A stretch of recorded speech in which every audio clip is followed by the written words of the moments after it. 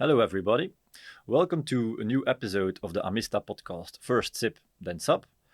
Today, we will be talking about FRoSTA, probably not the most famous brand in Belgium, but actually, FRoSTA is one of Europe's leading frozen food companies. We'll talk about the general story and the future of the company, and dive deeper into the digital transformation they've been undergoing. In that journey, SAP and BTP are crucial technological components. We already touched BTP a couple of times during our previous podcasts, and today we're very excited to give the word to Lucas to share some real-life experiences, which we believe are a very valuable insight for our listeners.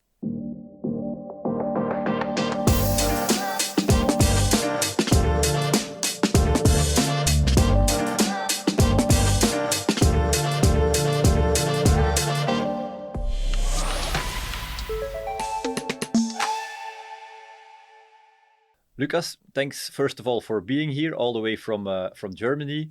Before we start, could you introduce yourself and your current role at FRoSTA in a couple of sentences? Absolutely. Thank you, Jeroen. Thank you for having me. It's a pleasure to be here. My name is Lucas. I work at FRoSTA in the north of Germany since 2020, where I was hired to participate on their digital transformation office. And there I play a role of a technical advisor, a solution architect, and I support leading and providing advisory to technical projects, especially in the area of BTP and SAP in general. I'm originally from Brazil, so there is where I was born and raised, and I started working at the SAP labs back in 2010 to 2020, so 10 years working there. And this is for sure where I started my SAP journey. And since then, it's been only SAP on my career. All right. And was it SAP Brazil or did you... It was SAP labs in Latin America, in Brazil. So the south of Brazil to the north of Germany. Okay. And where did the transfer to Europe come from? So that's a good question because most of our colleagues, or many of our colleagues there in Latin America, in Brazil, we had a lot of colleagues from Germany who were working there, and also colleagues that were from Brazil that moved to Germany or visited often, and we started hearing a lot of, differences cultural-wise. How is living in Germany look like? And the difference about living in Brazil. And Brazil is great. It has many great things. It has some political challenges and safety challenges. And it's actually what motivated me to leave my 10-year stable career with SAP and try something new in Europe. Okay, but it was still at SAP. The transfer you made was from SAP Brazil to SAP Germany. It was not. Then I decided to leave SAP and to apply to some things else. And I still work, obviously, on the field of SAP, but now directly at FRoSTA. Okay. And you ended up at FRoSTA. Was it immediately the first assignment in Europe, or did you have another stop in between, let's say? It was. So it was during Corona. So to 2020, it was exactly during Corona. Not many companies were hiring at the time. And I remember exactly the job posting. It was not only a good fit, but also a potential career success for me, right? So, and back at SAP, my description, my job description or my position was quite specific. We were supporting design thinking sessions with customers to bring innovations, and this position from FRoSTA got together my SAP background, my IT background, project management at the top, and also, for example, design thinking on top of it. So it was a really good match for me, and I remember it was very, very good, and it was quite successful. Luckily, me. But actually, stepping away from the theoretical part only, let's say, and apply it into the business where different other aspects of business life are combined in one role. That's what was really interesting for you to make the change. Yeah, correct. Mm-hmm. All right. Yeah, I think for many people listening to the podcast, also for myself, before we got in touch, FRoSTA is probably not the most famous brand in Belgium. So, yeah, could you give us some additional background on who FRoSTA is, what kind of company it is, how the future looks like? Certainly. So, FRoSTA is a specialist in frozen food, and it was born in the north of Germany, where is still headquartered. We have over 1,800 employees and a little bit under 700 million euros in revenue, around four different factories and different offices across Europe. And our market is mainly around Europe, right? So, and one thing that it makes us very proud, because I remember back in Brazil when I think about frozen food, I had one thinking, and when I actually got to know FRoSTA and actually eat FRoSTA's product, it made me change this completely line of thinking. And FRoSTA is able to make actually frozen food look good, tasty, and one thing that we are very proud of, which is our purity promise. So FRoSTA's products are 100% free of additives. So it's natural, clean, and we are, again, proud to bring tasty products and clean products to families across Europe. Okay. Hopefully soon in Belgium. Exactly, yeah. We can confirm what you said about the taste. During our last visit in Hamburg, we had the chance to cook some of your products together. So unfortunately, we cannot buy them in Belgium yet. But at that moment, we really had the chance to find out what the taste was all about, and actually, it was a really good experience. Let's say. I'm glad. So let's dive a bit deeper into the digital transformation that we will be talking about today. You are, of course, one of the experts within that domain within FRoSTA. Could you take us back a couple of years to tell a bit more about the starting point, why you started, how you started, what were the first steps in this domain? Certainly. We started back in 2019. We started a big digitalization program. It was our digital champion, FRoSTA being the digital champion. And since then, or maybe the first runner was the biggest motivation was the S/4HANA transformation, right? So the migration from ECC to S/4HANA back in 2019.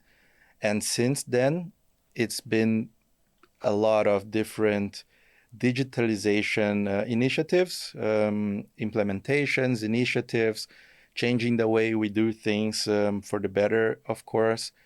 And it's impressive the amount of implementations also that we have came across. So transport management, IBP for planning, PPDS also for a smaller window of planning. We have then the introduction of BTP and the whole 150 services that we have, turning BTP into a critical business in our organization.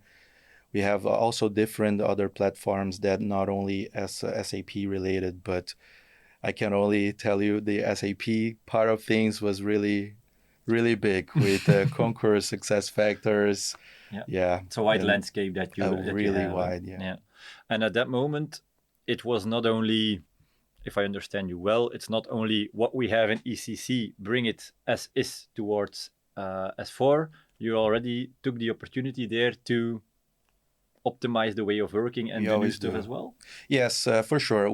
There are two approaches one can take. It's called the greenfield approach, which is basically starting over on a clean system, and a brownfield approach. And this is actually what we took. So we took a brownfield approach, which is basically using what we had in ECC and transforming this to the S/4HANA perspective. It takes a little bit longer, but let's say the time to go live, it's a smaller window. So there are some things that took a little bit of time to make it properly work. Okay. And the business partner concept is a very critical one. That is a big change within changing from ECC to S/4HANA. That took us a little bit. Yeah, exactly. Yeah, how did you experience that, the collaboration between, let's say, the IT team and the people within the business? How did you approach that aspect of the transformation? Back then, we used to have something that was called digital transformers. It would be also called power users, so to say. So each department would have their own, let's say, technical person, which would be a bridge between the business. They would have the business point of view, but they will also have a certain point of technical skill set enough to translate it or help IT translating the language to the business, right? And this was the bridge between IT and the business. Yeah, were those people from the IT team that for a certain period in time were part of a specific line of business, or what kind Mostly of the profiles were that? opposite. Yeah, Mostly okay. the opposite was maybe the most technical person on that specific line of business that we would start getting more often in contact with IT and understanding a little bit more the concept of S/4HANA, what is there for that line of business, and then helping us not only filter what is even relevant and what is not, because it can be overwhelming sometimes. But yeah, that was our way of translating these requirements. Yeah, avoiding the silo and make sure that everybody speaks the same language in this kind of project. Exactly. Okay, good. So yeah, that's how you started, why you started. How did you determine where to begin and how to do it? Did you do everything yourself? Did you rely on external resources already at that moment? So yeah, how did you tackle the first steps, let's say? I think for major projects like the S/4HANA migration, we did rely on partners for sure. We do have success factors partners since the beginning, since the implementation. We do have S/4HANA partners also supporting us with this. For, let's say, BTP in general, on some other SAP tools and products, we don't yet count with the partner, or we did not count with the partner, and now we are going to this concrete organization, right? So management on all of our portfolio, but it was painful not having an experienced partner sometimes. What do you mean painful? Yeah, especially I've been working with BTP a lot, and since 2020, BTP was exactly what I meant before, but it was a green field. So there was nothing there, and at the same time, we needed to start building on top of that. And like I said, BTP has today maybe 120 different services. It can be that you're gonna focus on one specific service, and it's gonna play out okay. But then it's very important that you consider the foundation of BTP and how it organizes it and how it even works. So what is a global account? What is a sub account? What is a role and a role collection? How does that is mapped to cloud identity services? And this kind of things is something that we decided to not focus so much at first, and that was a mistake. I would do different if it was today, because that made me have a little bit of a rework on my first implementation, because I was not considering everything. And if I had a Mista or another, but an experienced partner to support us from the beginning, it would be for sure time that I would save on my implementation. Yeah, that's exactly what I was thinking when you started your story. Like, okay, I was thinking, you think of all the important things that you should think about, but that unfortunately are often forgotten. but actually you forgot them in the beginning as well. Yeah. Or unknown, Yeah. right? Mm-hmm. So it sometimes was simply unknown, because for sure we can dive deep into documentation. It's extensive documentation, sometimes multiple 100 pages. And then eventually you get the outcome. That was the case when we first went live with SAP Mobile Start. We did everything ourselves, and a colleague and myself. And it was a lot of work, but we were very proud of ourselves because we managed to do that. But not knowing exactly how BTP in general as a platform work made us make some decisions that were maybe not the most optimal. It did not influence on the mobile start usage to the business in any point, but they were not optimal thinking about the long term. So we were not considering exactly, okay, so what if, right? So what if in the future, in the next couple of years, we have this solution here? What if we have this solution there? Where are we going to put? And then how to make this more optimal long term. And this is a strategy that it really pay off if you are starting on BTP, especially to have an experienced partner or an expert to be on top of this with you. To make you aware of, think about the bigger picture and the impact that it might have. But I think it's a very common mistake, if we can call it like that. An approach is maybe a better word that many companies are applying. But I think we'll dive into the lessons learned a bit later on in the session. And you mentioned mobile start. Was that the starting point or the first case, let's say, or the reason why you wanted to start with BTP? Exactly. So also back to 2019, we signed SuccessFactors and S/4HANA, right? And we got actually two different instances or global accounts on BTP, one with the SuccessFactors deal and the other one with S/4HANA deal. And our very first perhaps work on top of BTP was integrating SuccessFactors with HCM, so we act with S/4HANA. And this was for master data, user master data, or employee master data, and also pay slips back to SuccessFactors so people can actually access them. And this was done by our partner, SuccessFactors partner.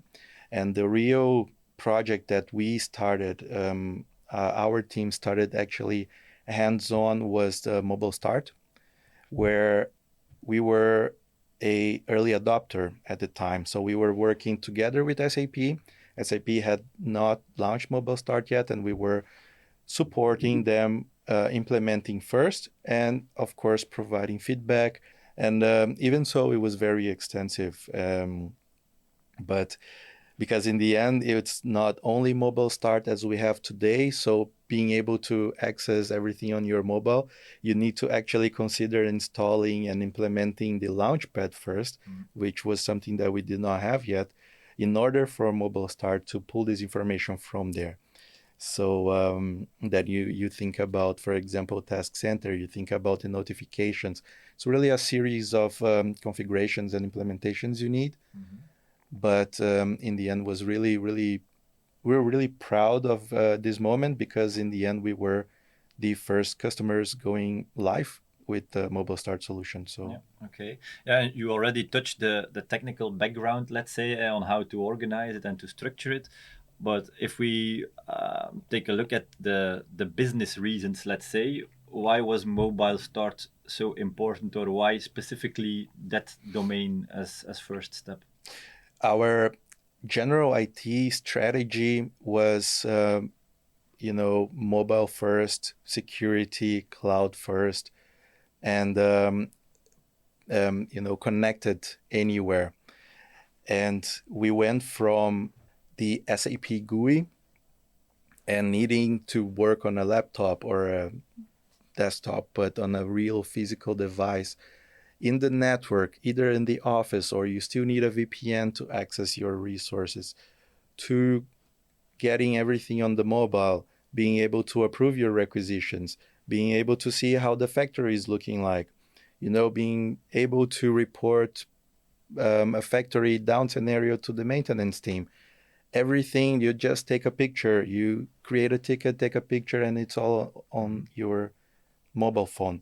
And a little time, before that, it would take us a lot of time to even do this. So we would probably call people, but the ticket would come, very late because people would need to go back to their desks and find the way to the system actually. And now everybody can be traveling. They can work from the palm of their hands. Okay, so if I interpret it correctly, it's really the big change that's coming from the ECC towards S4 migration that you really facilitate the change management actually there as well, from people having to work in a new way to make it way more easy, centralized from the different devices, to make sure that it's easy to find from any type of device and helps to move the processes faster. And also with Mobile Start, you can now include different apps inside of it. So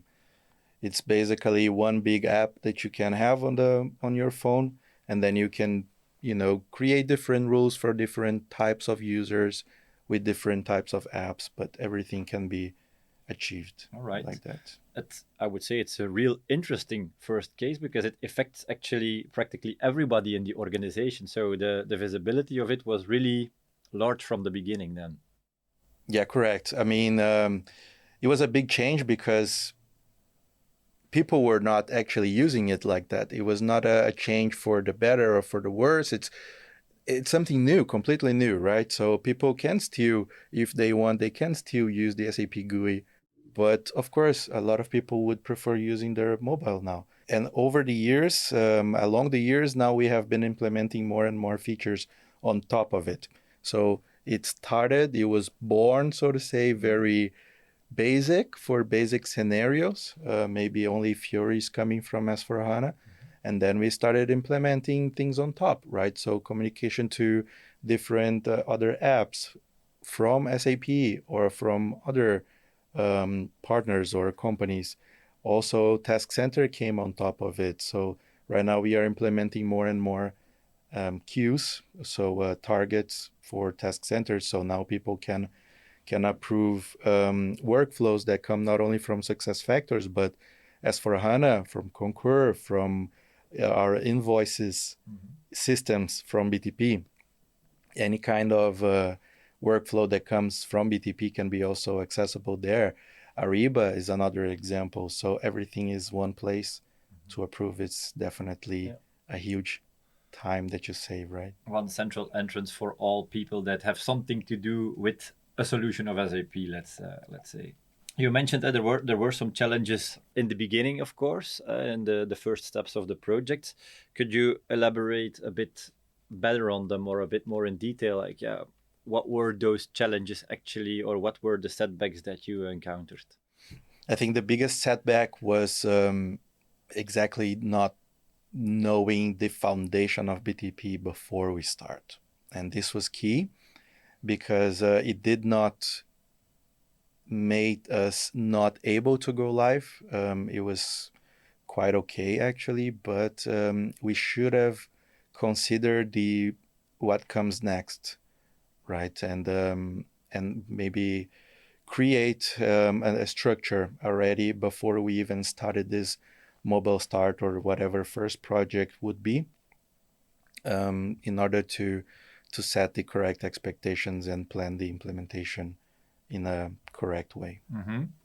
So that's a change that you would have made to take a step back, let's say, and think about the bigger picture up front instead of after bringing the first project live. It would be my advice for people who are starting now on BTP.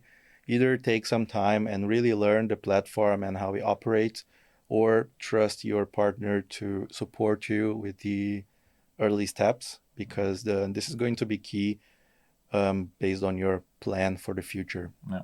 Okay. Yeah, it makes sense, of course, that you're very enthusiastic to start with a new technology and see what's possible. There are many things coming towards you in such a migration project, so it's probably not always the first thing to think about, but don't forget it. That's what you would actually recommend to other customers that start with the first steps in BTP. Exactly, and one thing that BTP is very common for people to get a little bit in question or in doubt about is the way the services are charged, and a good partner who can actually support you with the good decisions of let's maybe license this product here or this service with this plan instead of that plan, because this was going to save you, I don't know, 1,000 euros a month. That's 1,000 euros a month that it keeps piling up. Of course. Right? So depending on if you just go freehand and start implementing everything you see in front of you, you're going to start probably not making the best decisions towards the services that we have. You'll get stuck in the SAP financial maze with all the licenses going all kinds of directions. So, and it really piles up. Yeah, right? That's true. Yeah. It's we know SAP. If they have the chance to increase the licenses, they probably do it. So that's why it's also important to keep track of what you are doing and look ahead to structure it in the right way to also maintain control of the budget that you need with BTP. If we talk about impact for other people within the business of the organization, let's say, is it tangible today what the impact of the transformation is, or how is the life of people in the organization better now making use of BTP? Is it? Yeah, so it's not only about BTP, I would say, but in general, for projects and new initiatives that we have, we would use our project management tool. And we would have, of course, for every project and for every project we propose, we would have a set of success criterias and a return of investment and different other KPIs that would go to a committee in order to approve this project or not, because this committee is going to then match all this information or take this information and actually match with the strategy and the business reality and the need of the business, right? So this would be the number one, I think, way how we would measure the successes. But BTP specifically, it follows the same guidelines. So it's a general approach in the company. Exactly. It's sometimes even not visible to users. Sometimes it's really a technical change, but that brings a lot of impact. Example is also back to the way the services work, and then how can you migrate some services from one sub account to the other. It really brings you a lot of savings in the end. For the business perspective, that would be transparent, but what you maybe spent, 1,000 that you spent on bringing these sub-accounts together and coupling these services together is going to make you save 1,000 every new month ahead. So it's a big change in the end, right? So it's not visible or not tangible for the people in the business, but from IT perspective, it's important to have that under control and make sure that you have also efficiency gains when it comes to that level, being technical up to date, let's say, that everything is ready for the future, but in the same time do it as cost efficient as possible. We're talking about 1,000 here, 1,000 there, but sometimes it's not 1,000. Sometimes it's much more. And then it really becomes and even visible. 1,000 for some companies it's nothing. For others it's exactly. it's valuable money that needs to be under control, of course. All right, so it's clear that you already had quite some success with the usage of BTP in the organization. If we put the thermometer in it, let's say, at this moment, what's the magnitude of BTP, or how far did it already spread its tentacles within the organization? The current status, let's say. Mm-hmm. Yeah, I mean, since these two projects in 2019, we have been expanding over the years. At least for the past 2 or 3 years, we really started adding a lot of business critical activity on top of BTP. It has been going on very, very well. We have now a division, kind of an organization that goes on a set of sub-accounts for applications, where we have the business critical applications and the services such as Build, such as Mobile Start, Joule, or applications that we create for example, the investment request. Mm-hmm. We have a second set of sub-accounts for integrations. That is where we're going to have, for example, API management or cloud integration with somewhere around 200 different points of integrations, no matter if iFlows or API endpoints to protect these iFlows or even to extract data safely from S4HANA. We have a third one which holds a HANA database, so all that is related to data. So it holds a HANA database, it holds DataSphere, SAC, etc. And we have the fourth one, which holds our administrative services. So this integration with cloud identity services, cloud transport management, so everything that is single sign-on, for example, everything that is administrative stays there. And we have currently, I would say, a big number of business critical applications for product development, for, like I said, DataSphere. It's a big player for our data modeling to display that later. Joule is coming, right? So little by little, we are making Joule able to support the business, because Joule is great, the whole idea, the whole concept, but it has some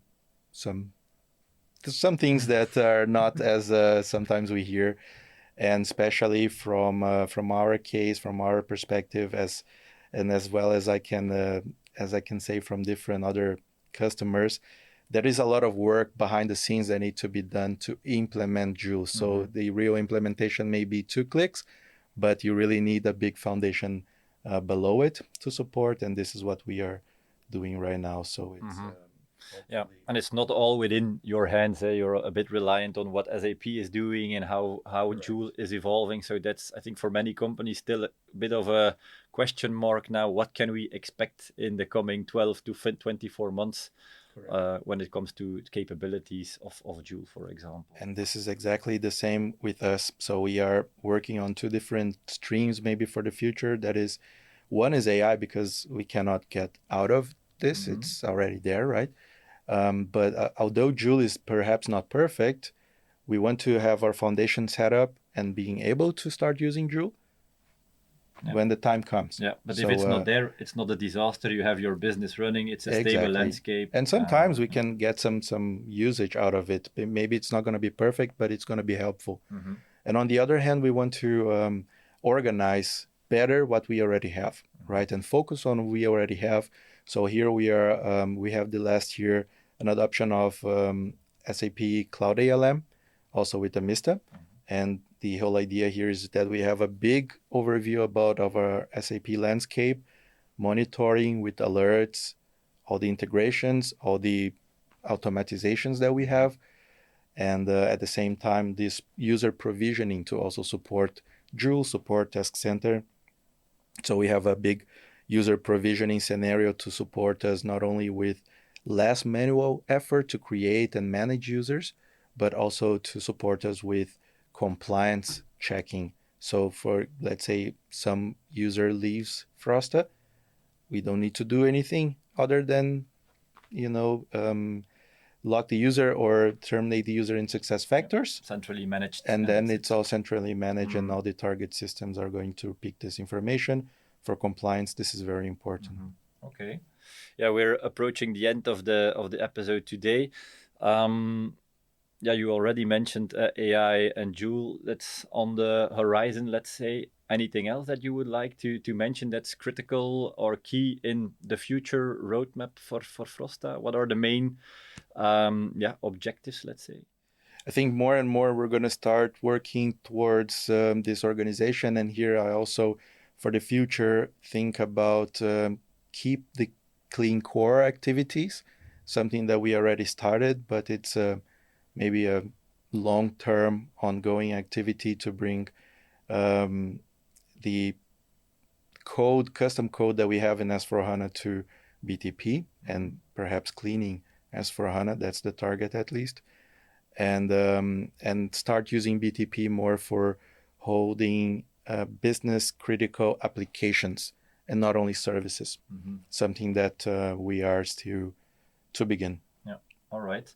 Doesn't sound like a small project, so also Not that at will all. ask for a lot of analysis and right choices to make. I hope to have a Mr. Support with that. Always there to help you out, Lucas. Maybe a nice one to finalize this. If you look back at the last years, let's say, what is the thing that you're most proud of, let's say, that you realized, or that you're happy that you succeed to realize?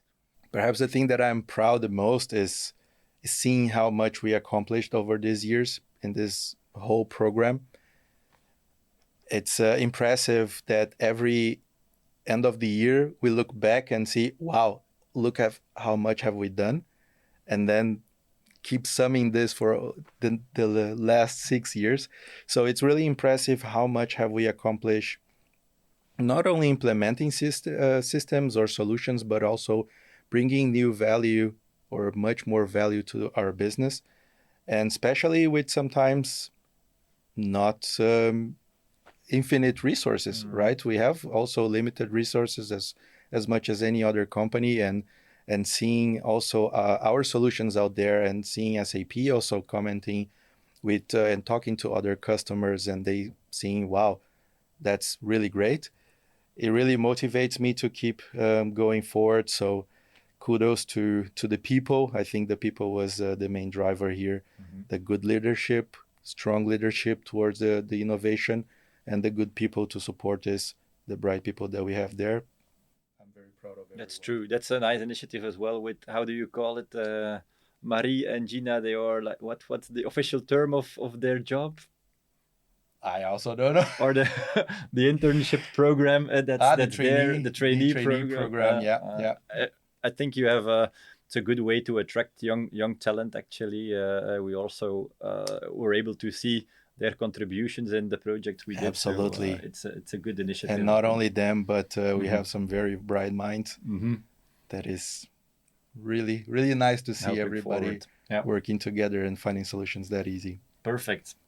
All right, that's it for today. Many thanks, Lucas, for being here, for telling everything about the FRoSTA journey from the last years and your personal experiences. If we can conclude this episode, I think we can say it's important to take a step back, not only dive into it head first, but take the time to investigate the bigger picture a bit before you start, and make sure that you know exactly what's happening. Do it yourself, be supported by a valuable partner, and from there on, make the right decisions to move forward. So thanks to all the listeners for being here today, and we're happy to talk to you again in the next episode of First Sip, then Sup.